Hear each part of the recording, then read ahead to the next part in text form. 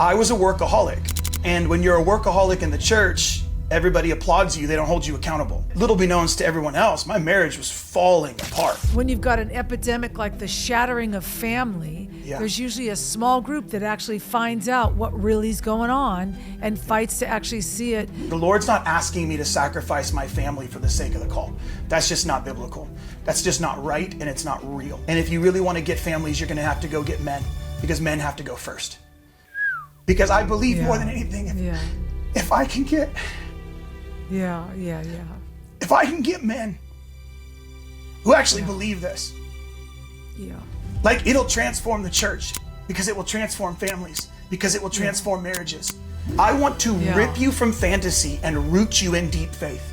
And the only way to do that is... Hey everybody, this is Rita Springer. Welcome to another episode of the Rita Springer podcast and Worship is My Weapon. Today I'm excited that we have a worship leader and songwriter and musician that has just been around for a little bit and really just has an incredible story. Jake Hamilton is with us on the show today, and I'm so excited to introduce him to you and for this conversation to happen. I don't know your story, Jake. Like, I just don't know how you even got into, because there's a lot of things I'm like, I want to talk to this guy about the then and now of music, but the then and now about the gospel, and how as creatives, we're taking the gospel. What does the gospel look like now in music? You know what I'm saying? It's like I'm in for that conversation. Yeah. I love it. So can you kind of like just tell us how you started in this to get to where you finally were? It's like, I'm going to go back and get my family, and I'm going to renegotiate this. I mean, I started worship leading by accident. I basically bought a $50 guitar after I graduated high school and went to a Salvation Army camp.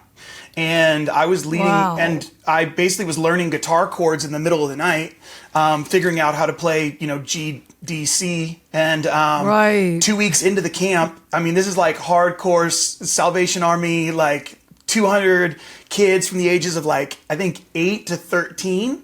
And 2 weeks into the camp, the worship leader left a note that said, "This place sucks, I went home." And they basically looked around and they're like, "Well, who else here can lead worship?" And I've owned a guitar for 2 weeks. I sang, obviously, I grew up singing, but I never played guitar in front of people. And they're like, "Well, Jake has a guitar and he's loud." And so they're like, "Well, Jake, you're in." So 2 weeks into owning a guitar, I had to get in front of kids, 200 kids, and make up songs using G and D, because those are the only two I could get back and forth. And I didn't know enough chords to play anybody else's songs, so I just made up songs that I could get them to sing along with about Jesus for the 30-minute worship set in front of the campfire at night. And that is literally how I learned on the fly how to lead worship, learning chords and leading 200 kids, and in some ways that's just the way I kept leading. And I'll cut the very, very short version is when I was 8, when a year later, we accidentally planted a church out of a Baptist church, grew from 60 college students to 600 within 8 months. Wow. And then we led that. That's where I met my wife. We had our first 2 kids as a part of that. Where is this at? What state? What city? This is in Rancho Cucamonga, California, a real city. In Southern California. You're born and raised California, right? Yeah, man. I haven't left. We went down in SoCal. We planted the church, and then from there we met Holy Spirit is the best way to say it, and that transitioned us. Unwillingly at the time, we were transitioned out of the church we planted to plant a house of prayer, and so we did that for 3 years. That's where we met Lou and Banning and all the people that we met through that, which got us signed to Jesus Culture, which I was basically, those house of prayer days were everything to me. They were, 12-hour days of leading with a room with 2 people in it, nobody there. And I would just write and write and write and write and sing and sing and sing. I still have all the CDs from that day because, we didn't have any of the digital recorders. So everything's still on burned discs, So, but we did that. And that's what got us signed to Jesus Culture and traveling with them for like about 4 years, as I think about how long before Jesus Culture was a label. And that's what threw us into this world. And the long story short of that narrative is I led in Chicago with Jesus Culture at Allstate Arena, 17,000 people, the largest thing I'd ever led at. And I really felt like, I got on that platform. And when I was 18, like when this first started, like I was saying, like I really feel like I heard the Lord say, you're going to write the songs the whole world will sing. I had a really good youth pastor at that time, and he was like, sit down and write a mission statement for your life. And that's what I felt like I heard. I felt like you're going to write the songs the whole world will sing. Wow. And then then fast forward, I'm standing in front of this arena and everyone's singing the anthem, like singing this song back to me that I wrote in a room with nobody there that nobody cared about. And I was like, oh my gosh, this is that thing. But little beknownst to everyone else, my marriage was falling apart. And not because I was in any sin. There was no addiction. There was no pornography. Yeah. There was no affairs. I was a workaholic. And when you're a workaholic in the church, everybody applauds you. They don't hold you accountable. They say you should run harder. Wow. They push you further. They want you to like go, go, go. And my wife and I sat down right after the night that I played at this thing. We sat down the next morning and we sat down with a well-known leader, and she never had a dad. So he sat down like a dad and was like, hey, how are you actually doing? And my wife just started weeping. She doesn't cry. So that was like a big sign that I'm really jacked here. And then for the next 4 hours, like with this man, like she just annihilated me in the best way possible. Wow, said, you're not this, you're not this, you're not preferring this family, this isn't a marriage, and I'm not leaving you, but this isn't working for me. And it was literally like an Isaac moment for me, where I'm like, I heard the Lord tell me, but now I have to sacrifice. And that was 2011, I think that was 2010, 2011. And I just turned my heart towards home and said like, no, the Lord's not asking me to sacrifice my family for the sake of the call. That's just not biblical. That's just not right, and it's not real. So I'm done. And I'm not done in the sense of I'm like throwing my calling in the garbage, or I'm going to be done making music or leading worship. But that same leader, he came up to me later and he's like saw me in the corner, and he said this, and I'll never forget it. He said, immaturity would be choosing your calling over your family or choosing your family over your calling. A real man finds out how to live in the tension of both and still do it well. And I was like, that was one of the first calls to like real masculinity. Like I felt like I got in the church, because everything else was just work, work, work, run, run, run. He's like, no, a real man lives in the tension of both, and you have to feel the tension of it. And so that changed everything for us. So that's the shortest version I could give, Hey everybody.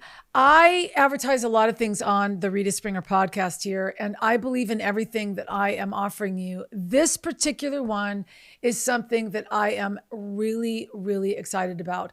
Jase, the Jase company, Jase Medical, contacted me, and when I read up on what they were doing and then ordered the Jase case and realized what it was, I couldn't tell you how excited I was, especially going through the pandemic and being in a place where you're like, gosh, how do I get an antibiotic, or how do I get this, or how do I get this? This is a medical kit that you pre-order and you have, much like you would have a first aid kit under your bathroom sink or something in the trunk of your car. Jase Medical has done this. It's the Jase case. It's called the Jase case. This is my personalized Jase case, going online and choosing the different antibiotics and things that I would need for if I travel. I'm going overseas, so I'll stick this in my suitcase. When it's not in my suitcase, it's up in my kitchen cabinet.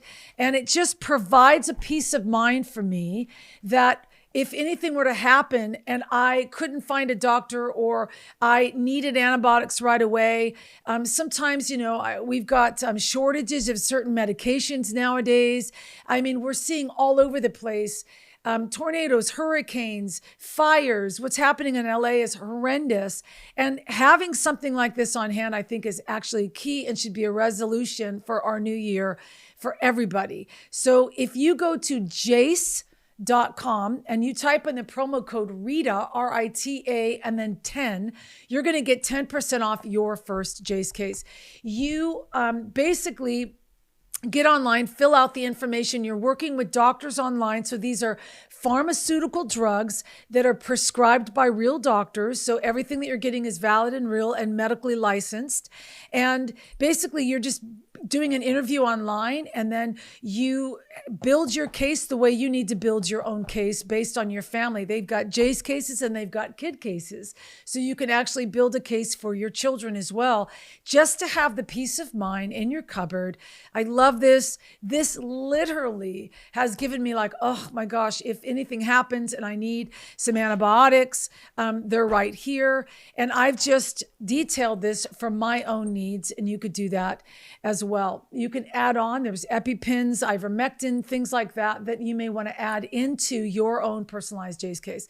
So if you go to Jase.com today, you're going to get 10% off with the promo code Rita, capital R, capital I, capital T, capital A, and the number 10.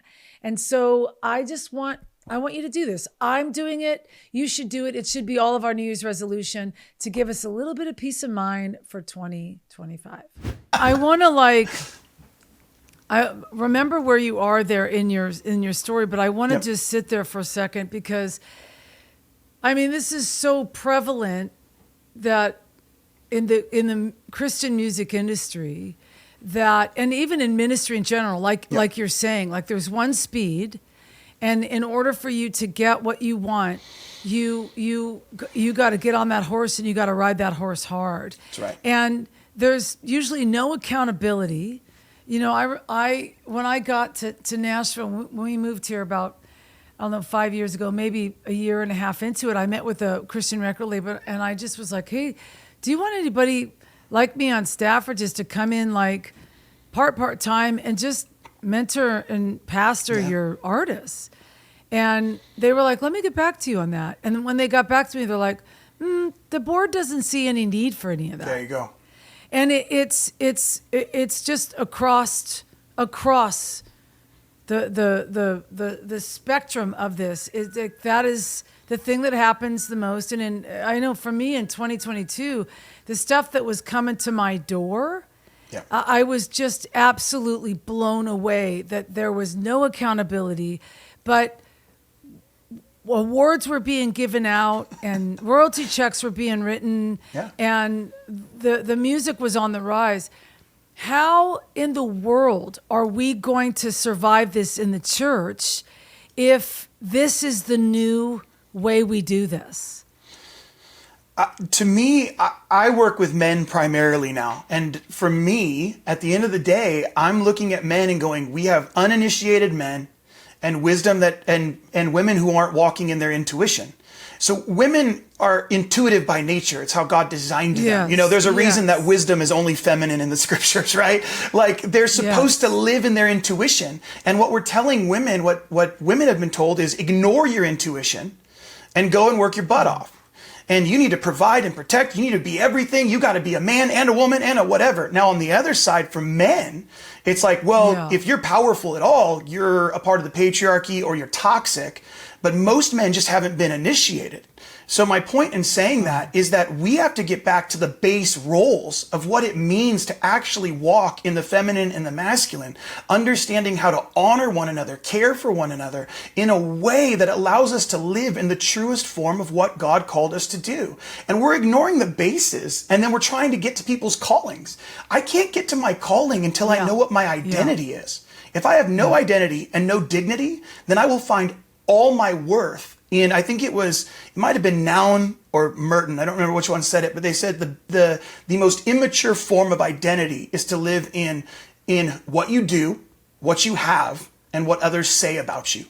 That's the immature form of identity. And we are promoting that in every area of the church, which we cannot do. I think, and I think it's like, why have we gotten to this place when we're believing and we're walking with a God that actually frees us and puts us into true self, into our rightful inheritance and all those things, and yet we're teaching this culture to both men and women in any part of ministry of the church, whether it's you're on staff at a church just working, being administrator to a pastor to worship leader to whatever it is. It isn't just the music industry. This is prevalent throughout our churches, and it's horrible, actually.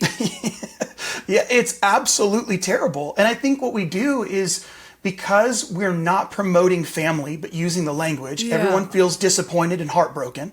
So when you're up in the front saying, we're a family, we're a family, we're a family, but you can't return my phone calls and you ignore my text messages, there's a reality that we have to accept that this is not a family, this is a business. And to be honest with you, I just wish more people would call it a business and be okay with it. I'm okay with that. To be honest with you, I'm okay. In fact, the short story is I literally had a pastor want to fist fight me with two of his friends after I shared this exact same thing in a meeting. He came up with his leaders and was like just cussing the heck out of me up and down because I was like, it's okay. There's no way a pastor or a leader can do family with hundreds of people, let alone dozens, and never with thousands.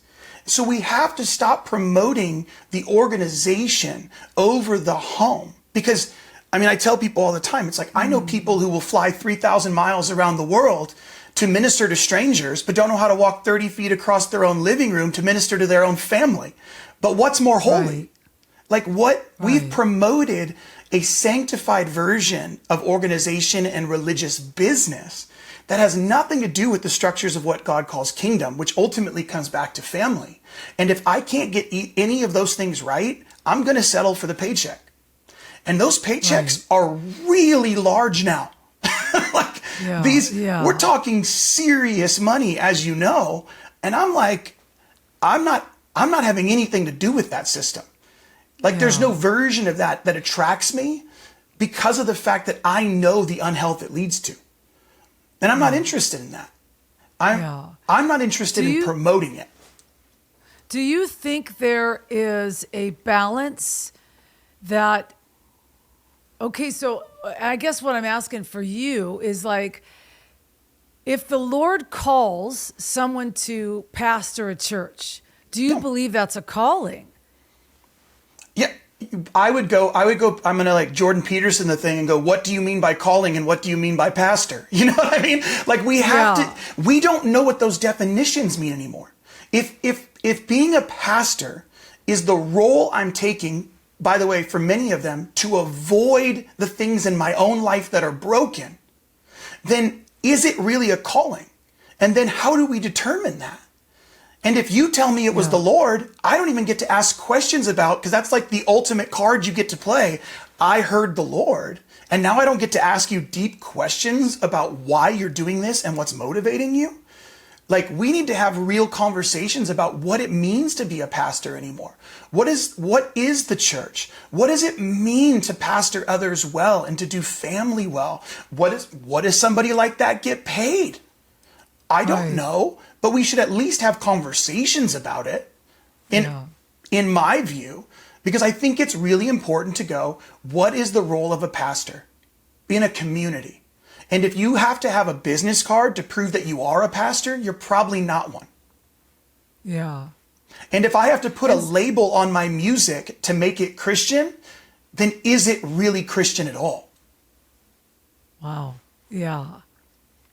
Yeah, well, somebody in this, if we take the music business, which we've been in the Christian music industry, we've been in this a long time. If we're going to be real about it as a business. Yeah. Somebody's written a manuscript that this is how it goes. Yeah. And we've been just following a manuscript. Yeah. And it's a man-made system. It's a man-made deal. It's how this is how you get on the radio. This is how you do this. This is how you do that. And primarily, everybody just follows that thing. Record labels follow it. Yeah. For any reason, if there's anything new that comes on the market that isn't in the manuscript, then the manuscript adapts to that and then all of a sudden owns it as if they were the ones that that they orchestrated that anyway. I call those things kind of like if a move of God happened and some new sound came in that was obviously not from the manuscript. Yeah. But it's very successful when people listen to it, almost like this you got a raw audience that just goes after these things like, stuff that the Upper Room did and Bethel in its early days, Jesus culture in its early days. To me, they were like runaway trains, right? They'd hit the side of the building. And the manuscript had to actually almost like register, we're losing control of the manuscript because there's something that makes people hungrier coming in. So now we need to sort of control that. Yep. And then that becomes the new thing that everybody does. Right. Is there any sense, do you feel like in the church where there is a reestablishing that God has to do for worship music, for pastoring, for church planning, where is it to you like, churches beyond a certain number should not be called churches? To me, at the end of the day, we're talking about Reformation now. Like, we're talking about the purest, most beautiful form of Reformation. Like, let's just go back to the Bible, right? Like, everything David did in the tabernacle of David should have got him stoned and killed. And then in Malachi, and Amos, then God's like, let's do it again. Let's do it again. That was my favorite. Yeah. And he calls David a man after his own heart, yet he broke most of the book of Leviticus. It's like, how does that even work? It's because God knew that David was looking for his heart, and all God was looking for was a man that was looking for God's heart. See, that's the beauty of a person who cannot be tamed by the system. If you can be tamed by the system, that has everything to do with the individual, not the system itself. Because if that person still shows up raw and real, it doesn't matter how much money they're being offered because they won't compromise. Right. So to me, it has way less to do with the system. Okay. So that actually makes even more sense to me when we go back to talk about being called or being pulled into ministry by an act of God or something, a dream that we had or whatever. You said something that I thought was really kind of amazing in that. It's how do we know that people have been called into these vocations and these places in the church, in the Christian industry, however you want to say it, in roles that have actually had authentic encounter with the Lord, where they're coming into those roles in a healthy place of actually walking out that role. Yeah. And what I'm hearing you say is a lot of the times, I don't even know if you want to give a percentage of that, but just being on staff of a large church and realizing that there's probably a high percent of people that had gotten jobs that probably were never called to that. They had a talent for it, but they weren't called to that because they didn't actually feel like they were living authentically, surrendering to everything God was asking a surrender from in order to actually do the role. Well, I would take it even further. I would take it to a place where what we're promoting, which is some of the language you're using, and I've heard you even on your podcast and stuff, where it's like the role that what we are promoting as blessing has determined whether or not people feel called. So I've met these amazing worship leaders, brilliant worship leaders who feel like absolute crap. Because their stuff isn't being recorded, they're not being invited to the conferences or the things, and they feel like trash. And I'm like, this is some of the most dynamic songwriting I've ever heard. It may never get heard by more than 100 people. But they have now determined, and a lot of them that I've met, they end up stop writing. They stop producing because it's not making them money. They're not getting a platform. And that is on our side. The platform itself says, if you are blessed and favored and called, then God will make a way for you and you'll end up on these things, and this is where you'll be, and this is what will happen, and here's the path. So the hard part for me is I think there's a ton of people who are called, a ton of people who are doing the work, a ton of people who are super authentic, but they're not on the stage with the lights. There's no camera in their face. Right. There's nobody telling them how amazing they are. And they have to do it based on the word of God alone, because that's all they have. And some of them, which are the most powerful people to me, are the dudes, like the guys and the girls who are working full-time jobs, but still show up at rehearsal on Thursday night. And then wake up extra early on Sunday morning to lead a room full of 50. Like, I've been in some of those rooms now. And I'm like, this is the most impressive thing I've ever seen. This is going back to the heart for me. Hey, everybody, this is Rita Springer. I have another great product that I am a firm believer in. Now, I am a water snob, and I can tell you that I haven't drank tap water in years. It's because I feel like it's unhealthy. It doesn't taste as good. And I spend a lot of money on expensive bottled water. I found a solution.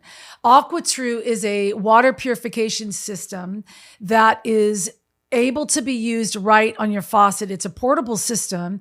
I don't know if a lot of you know this. I know I didn't know it, but 3 out of 4 homes in America have high contaminants in our tap water. There's a research that's been done by an environmental group called Environmental Work Group, and they have discovered that even the PFASs, there 45% of our tap water is contaminated. And so this is a great solution. I'm offering an incredible deal for that today. You get a 30-day money-back guarantee and 20% off of your purchase at Aquatru.com. And all you have to do is go to Aquatru, that's AQUATRU.com. And the promo code for your discount is going to be Rita, RITA. Here's what you're going to get with Aquatru. You're going to get great tasting water. You're going to get water that's good for your children. You're going to get water that's amazing for your pets as well. And it's also a portable system. So if you're renting a house on vacation, you could take that system with you. Or if your kids are off in college, you can actually even give it to your kids to take to their dorms. So go to Aquatru.com. That's AQUATRU.com. And you can type in the promo code Rita, RITA, to get a 30-day money-back guarantee with 20% off today and start drinking better water. Okay, because that's prevalent everywhere. Right. What you're saying in not just finding those kind of people, but the people that feel like they're about to throw their songs down the garbage because the manuscript tells them they should be selling their music by now, and they should be cutting royalty checks, and they should be getting all these accolades and winning these awards. But because they're not, then all of a sudden they're useless in the house of God. So that's the truth. That's the case. That's happening all over the place. Yeah. So it's a hard issue.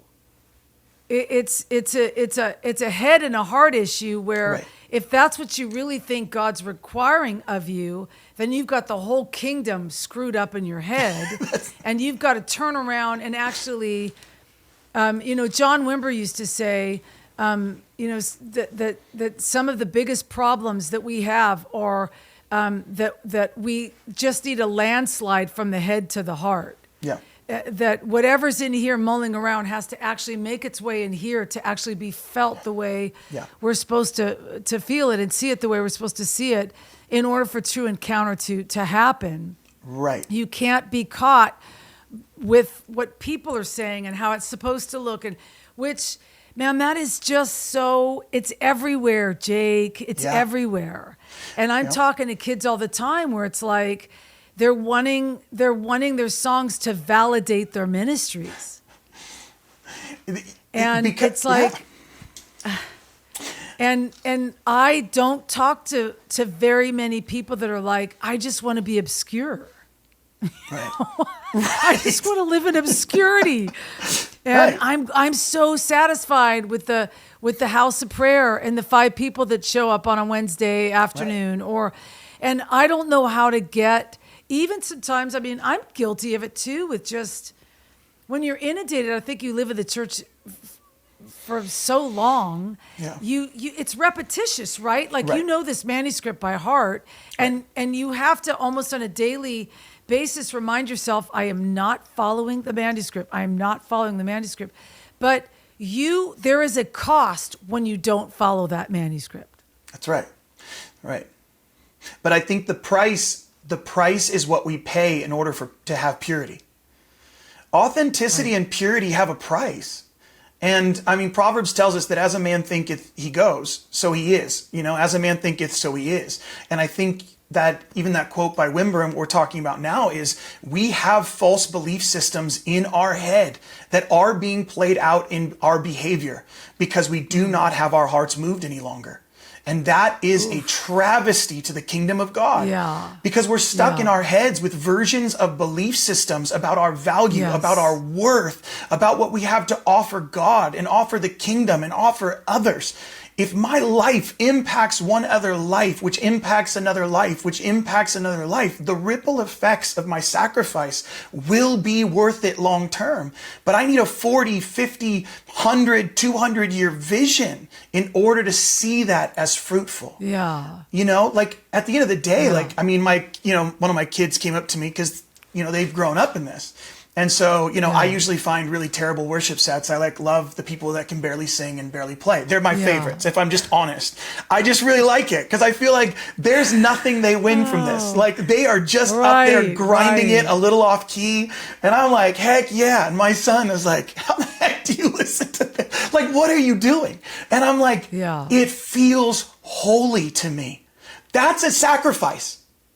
That's a sacrifice. Like any of us getting up there with all of our right chords and our pitch and all the stuff, like people applauding us and being like, you changed my life. This person just giving their guts to Jesus. Yeah. That to me, I'm like, yeah, I love excellence, but come on. What is excellence? Yeah. Excellence to me is an authentic heart being fully given. That's excellent. Excellence being a heart fully given with the most that they have. Excellence, like I have a daughter that's disabled, right? So she's 20 years old.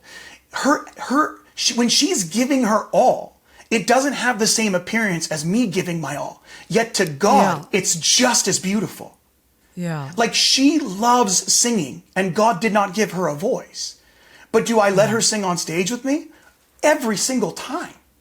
Why? Because her all being given transforms the entire room. Her pitch, it's her in her weakness giving her all that transforms the room way more than a song that I'm going to offer. But yet that isn't the model. The model is be really, really good, be really, really excellent, be really, really on pitch, make sure that you hit every cue. It better be right on tempo. But let's go backwards. Rita, the very first Christian concert I ever went to was you opening up for Chris Tomlin, opening up for Delirious. That was the very first thing I ever went to. And I watched you on that piano and I wept my brains out because I was like, I came here for Delirious and that's what I was looking for. Wow. A woman who's fully given was modeling that for me. Where I'm like, that's what I wanted. And that's all I started doing, to be honest with you, in the last handful of years. I went back to a 3/4 size acoustic guitar, like an Ed Sheeran little mini Martin, no band, leading stadiums. Because I'm like, everyone else is going to go to a 20. And they know that I'm going to be the guy who yells and does all the Jake stuff, right?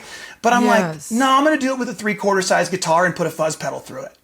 Because I just don't care. I'm not here for anyone's approval. I'm here to sing my guts out for Jesus. And I'm going to model what was displayed for me. Like this, the raw reality of authenticity being displayed for people who don't feel like enough already. They're in the room because they don't feel like enough. And then we put our perfect pitch, we run everything through all the effects, everything's being, auto-tuned. We got perfect lights. We hit every cue. And these people who are sitting in the room already feeling like enough just got their not enough multiplied by the fact that we put on such a big show. Because they can never live up to that. Yeah. They can't. And they shouldn't have to. That shouldn't be the expectation. It should be, here's my offering. How long did it take you? Because your humanity is in a room with your wife and a pastor, and your flesh is sitting there getting ripped to shreds, Yeah. when I'm sure that you're thinking, I've been doing this for the Lord. Absolutely. Like I've been seeking God on this. I'm doing this for the Lord. I'm watching people get saved every night. What's your Yes. problem?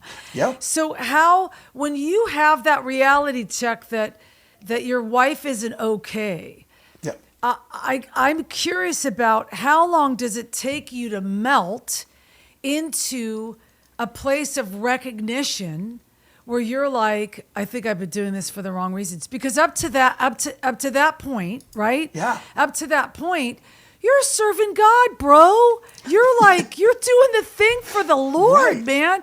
You could write a list of all the things you've seen God do and the prophetic words and the cities, and oh man, we're taking cities for the Lord. Yeah. You've got that verbiage on your tongue at all times because Absolutely. there's things that are happening that there's no possible outcome except that they weren't the Lord. Yeah. And then all of a sudden your family's not okay, and you're sitting there and having to.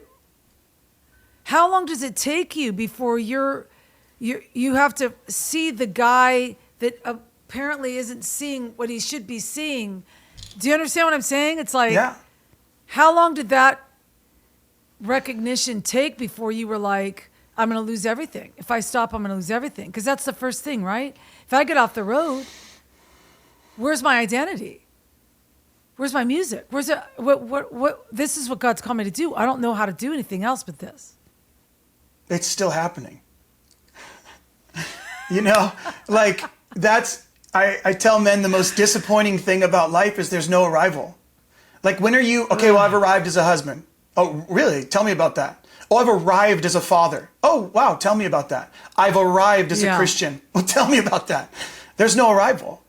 I literally, day in and day out. Some days are good, some days are bad. Some days I'm a good husband, and some days I'm a really crappy one. Some days I'm a really present father, and other days I'm really, really distant and I'm absent-minded. There's some days where I can see him and I can hear him, and there's other days I just absolutely can't. And I think all of it is the Lord. That to me is what's changed. Is I'm like, oh, one isn't better than the other. Like, one isn't my calling and one is. They're all my calling. They're all unto the Lord, and they have to be lived in tension. I can't give more attention to my music than I can my wife. And I have to trust that when I do my life that way, all the other things fall into place because he gets honor and glory in every area of my life. Everyone talks about a lifestyle of worship, but I rarely see it because nobody's going, no, me dying in my marriage, or my thankless relationship with my kids because they're teenagers, which, you know, you're like, once you have teenagers, you're like, oh yeah, this is real. Like, you're like, nobody's applauding you. Nobody's applauding you for these things. So if I can't find him in that, but I can when I'm leading worship on a stage, something's wrong with me. Something's wrong. Something's off inside of me because they are all equal unto the Lord. And we say that flippantly in teaching. It's a life of worship. Yes, all to the Lord.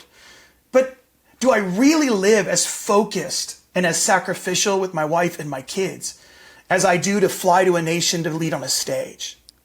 Yeah. And do you know what I'm saying? Like, nobody's giving me an offering for being a really good husband. Nobody's going to write me a check for being an amazing father.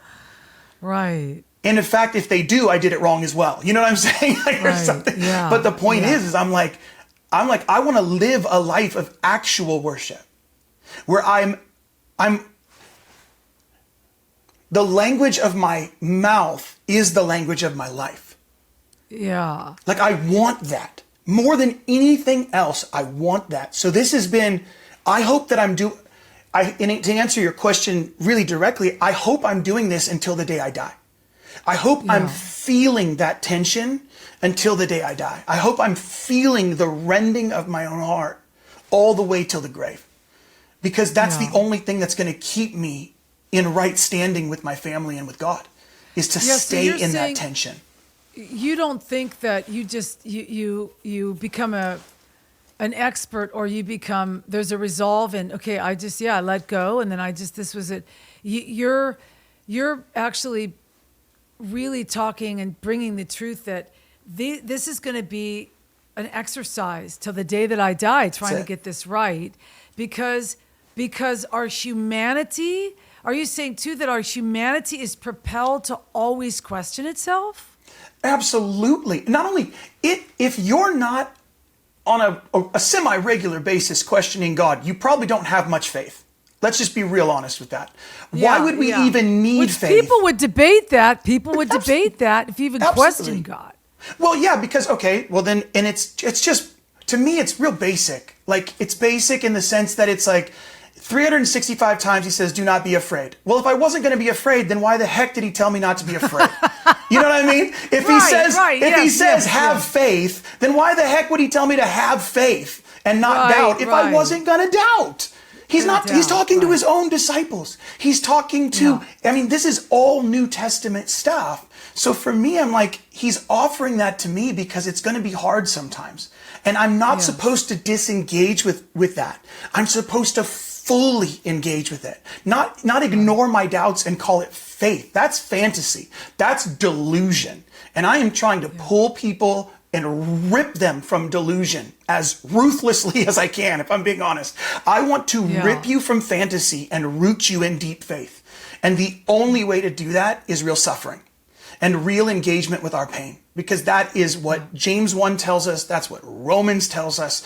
That is the reality of life, is that in the midst of my suffering, I am transformed into his likeness and I become a messenger of hope by whatever medium I have available to me. Whether that's a song, whether that's a stay-at-home mom, whether that's you're in business, your life of worship happens when you engage with your daily pain and still choose him. Yeah, that's so good. That to me is like, I'm going to be doing that until the day I die. It's mysterious.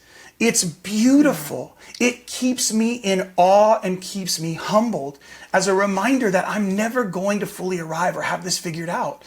And the moment I say I do, like, there's definitely some pride and some arrogance I'm going to have. There's some ego I'm going to have to work on because there's no version of this me arriving. Well, and it's with what you're saying, it's like there's such a relief attached to it. Right. There's such a relief attached to it. But when you're entering in that, you don't see it as relief. You almost see it as like a sacrifice. Like you're having to sacrifice your calling in order to go back to your family. It's like, no, this is a relief to actually find the balance in being all things that you're called to be and all things that God's asked you to be, and find tension, but peace in the midst of it. Well, and it's like, we know the verses. That's what's so hard. It's like they're verses that just flow from our lips, right? So James 1, it's the only time purity and joy are listed together. That's the only time in the entire Bible that purity and joy are in the same sentence in that way. They're connected, purity and joy. And it's connected to consider it pure joy, my brothers, when you face trials of many kinds, because you know the testing of your faith, produces perseverance, and perseverance must finish its work so that you're mature, complete, and not lacking anything. And if I was to ask a room, do you want to be mature? Everybody's like, yeah. Do you want to be complete? Yeah. Do you want to not lack anything? Yeah, that's awesome. Because we love his promise, but we hate his process. And his process is where worship is found. His worship is found in the process, not just in the promise. And most of the best, that's why we have the Psalms, as far as I know. You know what I mean? The Psalms is a songbook of process, not a rival. And I think that's the beauty of a generation of worshipers that are singing about the process. You know, not in depressive, like there's the melancholic version of it, which I love, but the reality of living in it and accepting it as goodness and greatness that manifests his glory is something that's so rare to find, you know? That's what I'm looking for. Yeah. Hey, everybody, I want to take a minute to talk to those of you and encourage those of you who maybe you're planting a church, you're on staff at a church, you're in the children's department of a church, and you run and oversee the curriculum at your kids' division of church. There is some friends of mine that have developed this curriculum that I just think it's the best curriculum for kids church out there. It's called Amazing Kids. It is a Bible-based, spirit-filled curriculum. I know these guys. They are incredible creatives. Connie and Tyler Bates are the genius behind this, and they just love serving kids and serving God in serving our kids. If this is something that your church is looking for, if it's something that you as a pastor of your children's department is looking for, an enriched Bible-based curriculum to bring to your children's department of your church or your church plant, this is something that I would highly recommend that you do. I fully believe and back what these guys do. My own kid was under it for years, and it's just the way that they're doing it right now is just beautiful. So you can find all that information if you go to amazing.kids, and there's a kind of a special discount code that you can get, or a promotional code that you can get if you type in Rita in the promotional area of that, and they'll give you special pricing on that. But it's something that I just highly recommend. And kids are so important. They're so important in our churches. What we do when we drop our kids off in church and what's happening in the Sunday school area is so important for your children. And this curriculum is one of the best, and you will love it for your church. So check that out. It's incredible, and I back it 100%. So, okay, so you have that encounter. Take us back to you have that encounter, and then you're having to learn to balance and juggle all of these new truths while staying in the tension of this and actually honoring every category of your life. That's right. What is your what would you say is the song that's coming out of your life right now, and what you feel like is maybe where there's a heaviness for what God's asking you to maneuver in ministry? Like, what are you doing in ministry now? Well, I mean, so the short version is after this happened, I couldn't eat or sleep. I felt like a wreck. So that's pretty normal. I felt like I just blew everything up in my life trying to follow God, and thought, man, what am I doing right? What am I doing wrong? And I laid on the floor of my house at the time, and I laid at our house, and I just read 1 Corinthians 13. That's where he took me. And he said, I said, love is patient. And he's like, well, you're not patient, so you can't have the rest. And I was like, oh, like the beginning of love is slowing down. And if I don't slow down, well, guess what? I can't be kind. And if I can't be kind, then I can't not, you know what I mean? Like all of a sudden he was like, you're none of these things. No wonder your wife doesn't feel loved. You're not slowing down enough for her to feel the weight of your love. And he's like, I slowed down for you. Now you can slow down for her. The way that I did this for my bride, you learn to do this for yours. Wow. And what the real catch is that, we obviously worked through stuff, and it took this time, but we eventually, like you said, we had to get back, I have to make money.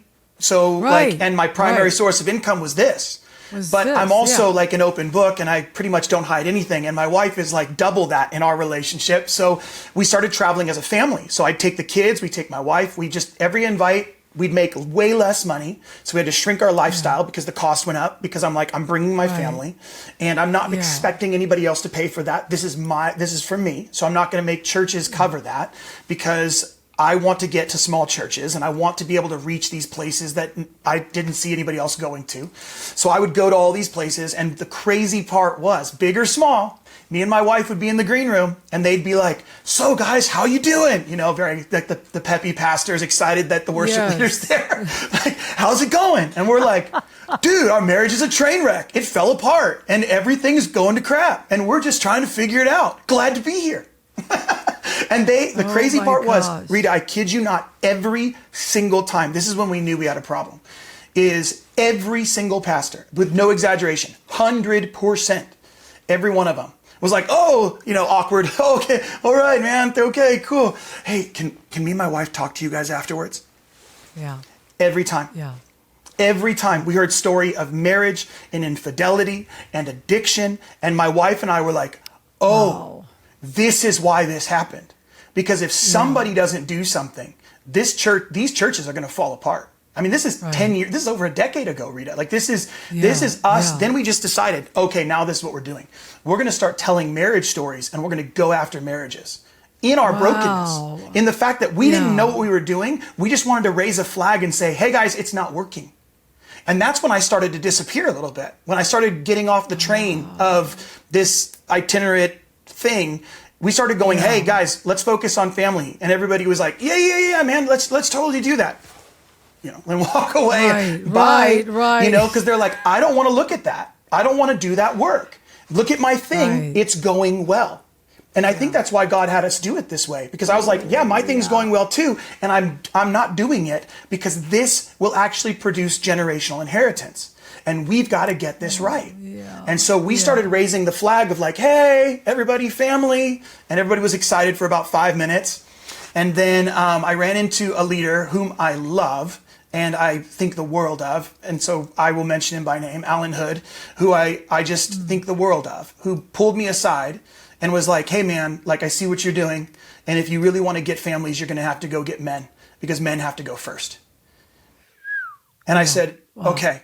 So I just sat with that for a while, started something in my garage, and I just sat with this thing of men must go first. And then all of a sudden, I mean, it was like a ton of bricks where it was like, okay, that's Jesus.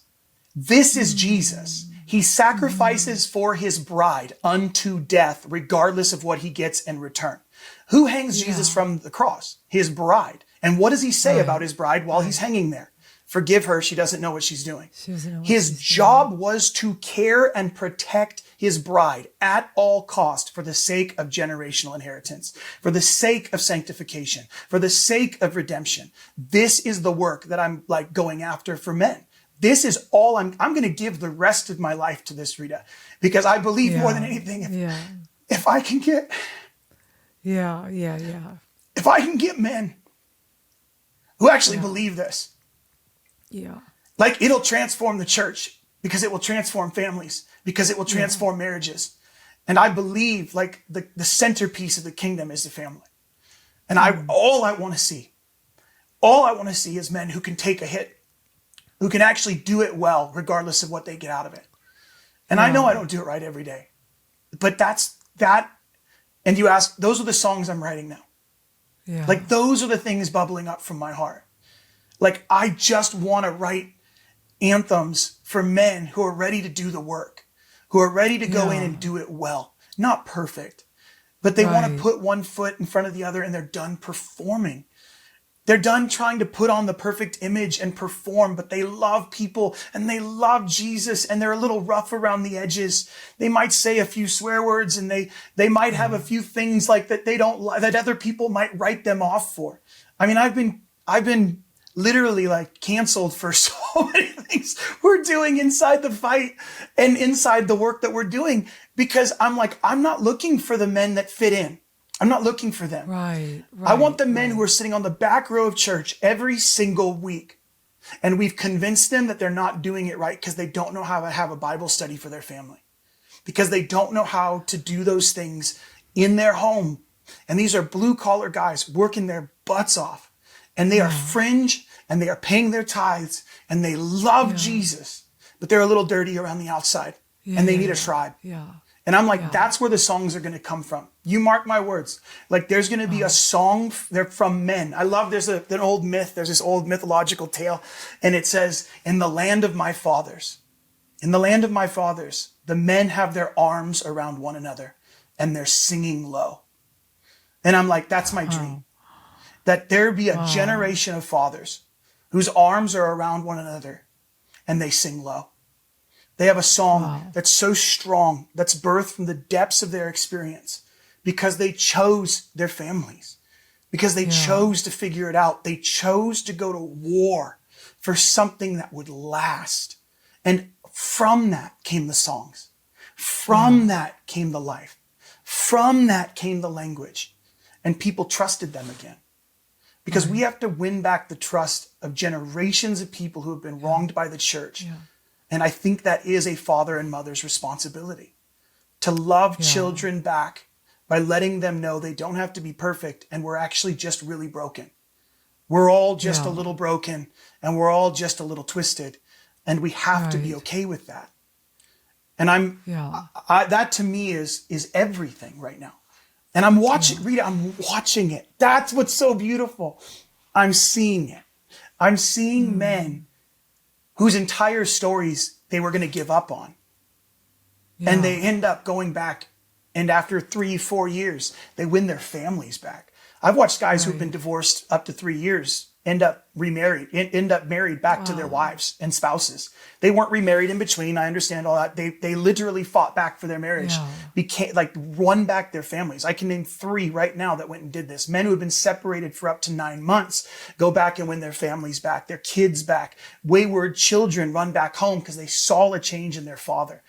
You know, these are the things I'm fighting for because I think it has way more to do with what we call worship, with what really Yeah. is warfare and worship. It looks like this. And what songs are Yeah. those guys supposed to sing? Right. That's what I Right. think about now all the time. Yeah. I have to write songs for these men who aren't using their aggression for violence. They're using their aggression to go back and get their families. And come hell or high water, they're going to get it back. They're going to fight for Right. their families. They're going to fight for their marriage. They're going to fight for their kids.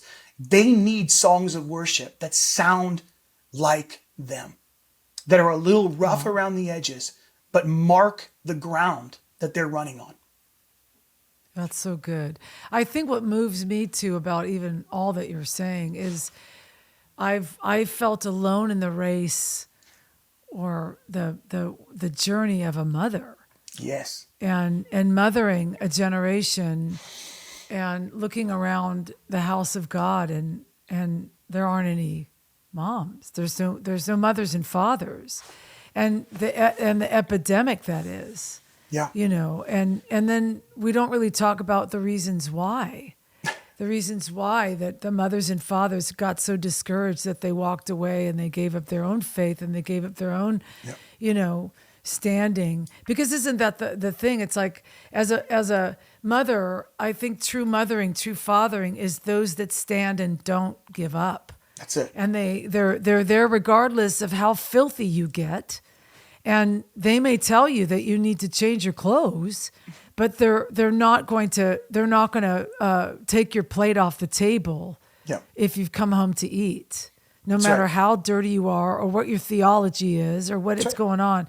And I've tried to maintain that while standing and saying, hey, that's bogus, that's wrong, that's stupid, that's dumb. Yep. And it's a hard place to stand when you're standing with people that the church would have given up on a long time ago. Yeah. And in the same breath, as if they're doing something that brings in money, the church will tolerate it.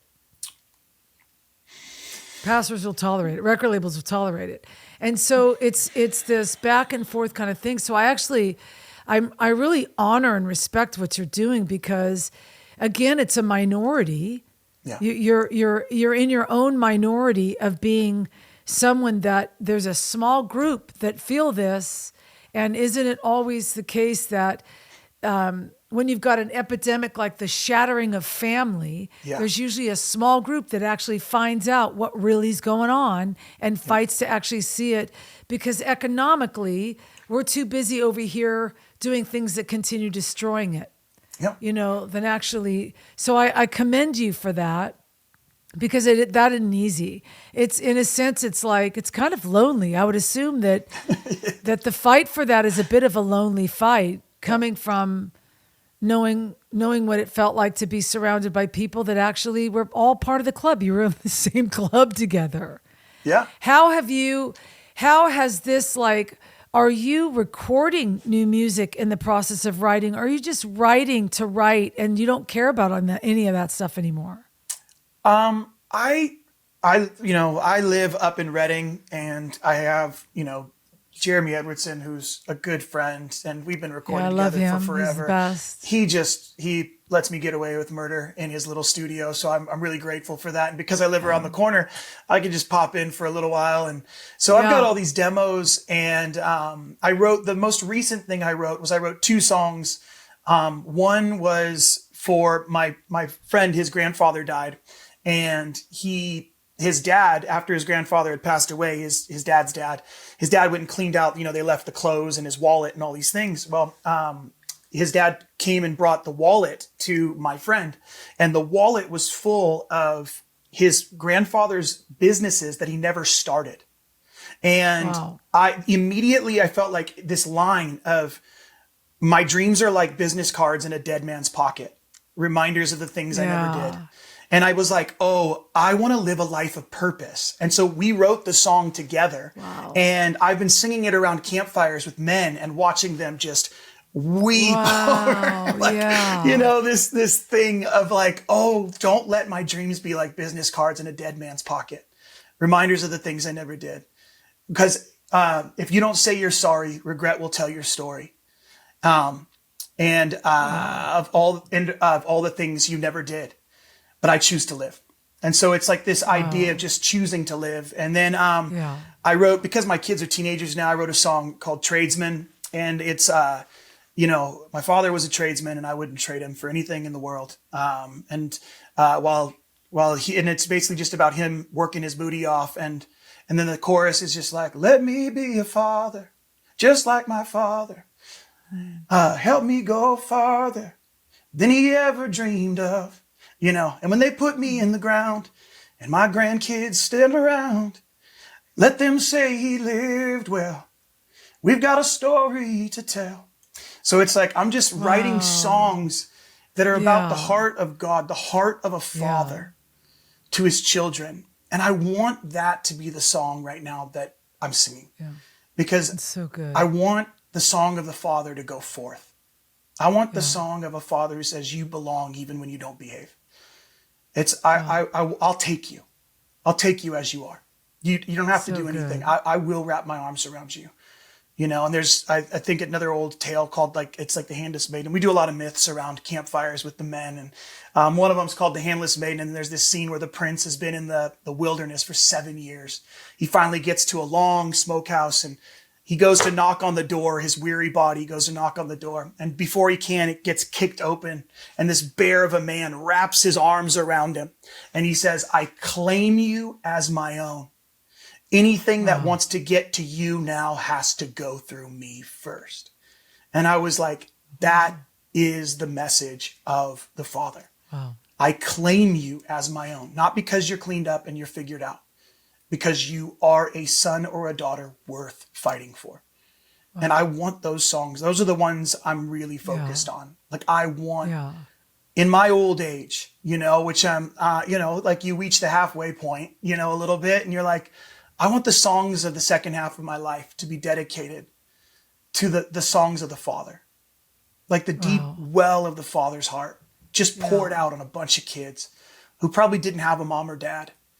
And maybe, just maybe, those seeds planted will raise up a generation of mother and fathers who know their worth and know their value. Wow. Hey, everybody, this is Rita Springer. Thank you so much for coming in and joining me on the podcast here with Worship is My Weapon. There's a lot of things I'm doing right now. And one of the things that we provide alongside this podcast is a newsletter that we do that we send out to those of you that are subscribed, where I just answer questions and kind of give you information. And sometimes you guys are able to write in with questions that you just are curious about. We love that. We love that interaction. I actually love to interact with those of you that want something a little bit more beyond the podcast. So if that's you, make sure to get our newsletter, sign up for our newsletter, subscribe to the newsletter, and stay in touch with all the things that we're doing here on the podcast in that newsletter. Have you ever thought about maybe writing a book where you're writing all this stuff down? And I just got to release one with Baker Publishing, actually, called The Journey to Biblical Masculinity. Yeah. Wow. Yeah. Wow. So where can people get that? Amazon? It's everywhere now. Yeah. It's available everywhere. And what I did was I took the story of Parzival and the quest for the Grail, which was traditionally used as a story of initiation, like a masculine journey into manhood. And I used that as a framework to teach biblical truth. So we call it 12 paths every man must take. And we took 12 steps from the Parzival story and showed those from a biblical standpoint about how a man walks from boyhood into manhood. And so that book is out now. It just came out in August. And so it took me 3 years to write, but it also got, it didn't make it through the production process 2 times, because when you're standing up for something like this, even in a Christian context, people are like, we can't say it that boldly. We can't talk about that. We don't want to draw these lines. We don't want to say what this is. We don't want to say what a man is. And we don't want to make it sound that a man is different from a woman because, everybody's capable of everything. And I'm like, I understand that. But I want to know what it means to walk as a man in masculinity. Yeah. And I want to know what it means for a woman to walk in the truest sense of femininity. I want to honor the feminine so that I can walk in the masculine. And I know that as we do that, that the honoring of the masculine in a man's life actually raises up the capacity to defend and honor and lift up the feminine in ways that are not possible if a man doesn't know what he's capable of and what his power truly is. Well, I mean, I'm just telling you from a single woman who meets a lot of young, incredibly gifted single women who just cannot find a man who thinks he's worthy of anything. Yep. And I mean, so, I've had conversations and conversations and conversations about this. In fact, just yesterday I had another conversation about it. And what you're saying is a little provoking in that subject of, these guys are under this. Yeah. That's why they can't be what they need to be. Yeah, well, we have no tribal initiation. We have no rites of passage. And then on the other side, because anything that's aggression is toxic. Anything that's powerful is toxic. Any man moving in authority must be patriarchy. And then on the other end of the scale, we have a lot of women. And I just had this conversation in a coffee shop yesterday. A young woman walks up to me because in the city is small here. So, people here are doing men's stuff. So she's standing with somebody else and goes, "Hey, aren't you doing that men's thing?" And I'm like, yeah. She goes, "Why aren't there any good men who want to get married?" And I'm like, "Well, tell me what it means to be married." And she started telling me, and I said, "Well, what does it mean for you to be a wife then?" And she goes, "Well, I'm going to do this and I'm going to be XYZ. And, because I don't want to be just a mom." And I said, "I'm just going to stop you right there. If you want a man to come and sacrifice for you and you want to have his kids, but you're not interested in being just a mom, how safe does that feel? How safe do you think that feels to a man who wants to give his whole life to raising up a generation he's never going to see? And you think a mom is just a mom. Just a mom is one of the most powerful things a woman can be. It's the most transformative work a woman can give her life to. And so let's go to both sides and really wrestle out how we serve and sacrifice for one another, because we are stronger when we're united. And a generation of men who know who they are. And I told her, I said, go back to those circles where you're around guys and girls and tell them and say this and see how it responds to a room. I can't wait to sacrifice the things I've built on the altar of marriage to serve a generation of children that I'll never see the fullness of that fruit from. Watch how many men start seeking you out, because every man in the room is attracted to a woman who wants to be a wife and a mother. It's innately inside of them. Yeah. They don't want a woman to be in competition with. They want a woman who they can fight for and fiercely devote their lives to. Yeah. And I said, give them something to fight for. Give them something to sacrifice for. And most men, genuinely, most men will rise up to the task. And when they fail, if they have someone like me around, they're going to do just fine. They need other men. They need tribes. Yeah. But I'm telling you, men are looking for it. But they don't feel like a woman's really that interested, because they don't really want to be a wife or a mom. So it's like, well, then we're just going to be in competition with one another. And I don't want to compete with you. I want to sacrifice for you. I want to serve you and choose you and prefer you. And I want you to know how valuable you are. I want you to know you're worth sacrificing for, that you're worth going to war for, that I can create stability and safety for you. And then you can do all that's on your heart to do. And I will be the one in the first row championing you. But I want to know that we're fighting for this thing together. You know? That's so good. That's really good. Like, it's such a refreshing way that you're even putting it, because the language that I'm listening to or that I've heard doesn't really, they don't communicate like this. Right. So I'm so grateful for that. Thank you for, it's so interesting with you, Jake, because I sit down and I'll just be like, Lord, who do you want me to talk to? And I felt like he said, I want you to talk to Jake. And I want you to call Jake up, because what Jake has to say is something I've given him to say. And I was like, wow, I don't know. I wanted that. And then I just texted you and you're like, yeah. So I'm so grateful for this conversation, because I love what you're doing. I support that. I wish it wasn't so hard in the church. I wish it wasn't so hard. I wish the language of freedom and the language of identity wasn't so difficult in the church. But I know that it's easy under the canopy of relationship with Jesus and surrendered to the King, and I just honor you in that. Thanks. Bless you in that. Your book again, the title of your book again is what?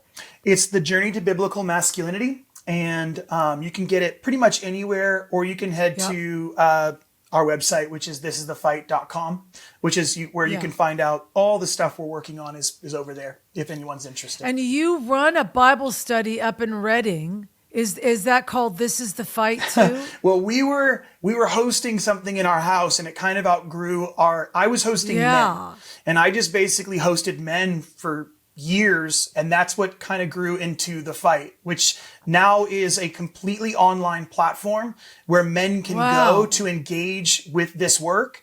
We basically say that we're a movement of men helping men reclaim their identity, discover their purpose, and master the art of finishing well. And so we have a framework that's super practical. I know that there's loads of stuff out there that's, encouragement based and like theology, and I'm down with all that stuff, and I celebrate it and I serve it and I applaud it and send men to it. But we're the fringe guys. We're the guys who are going to be like, hey man, you want to get messy? We want to give you a place to belong.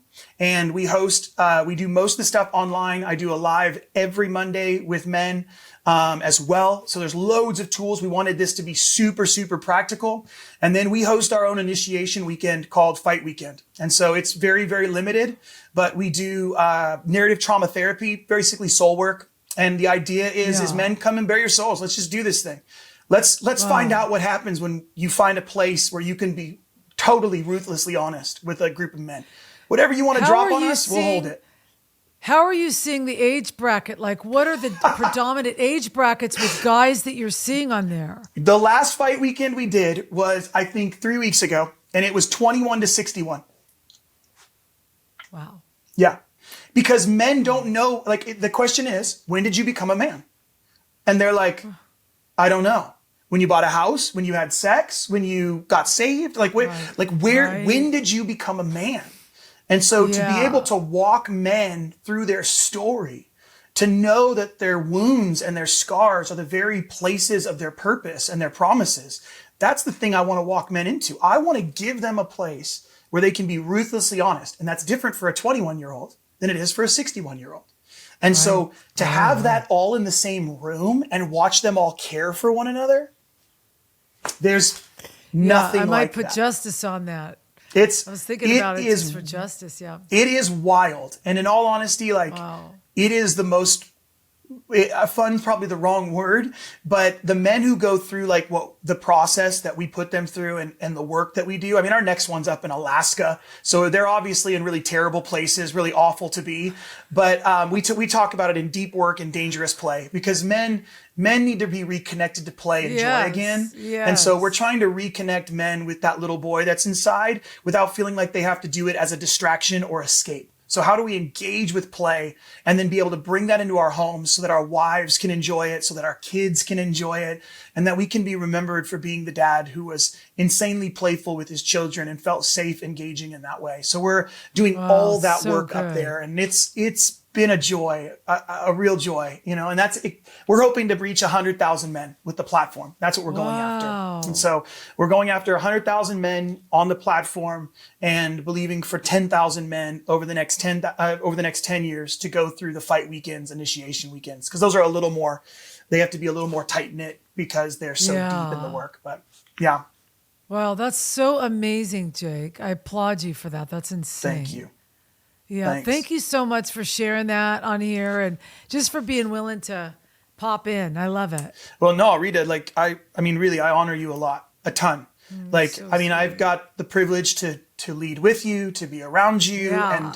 And I will never forget, we popped into, Dallas one night and it's like 10 o'clock and you know what it's like being on the road and you're like, come to my house. And you just made us this full meal. I was like, there was no one more motherly, and I really just, of all things, I want to yes, a worship leader, yes, a voice, yes, a prophetic voice, but I just honor the mother that you are.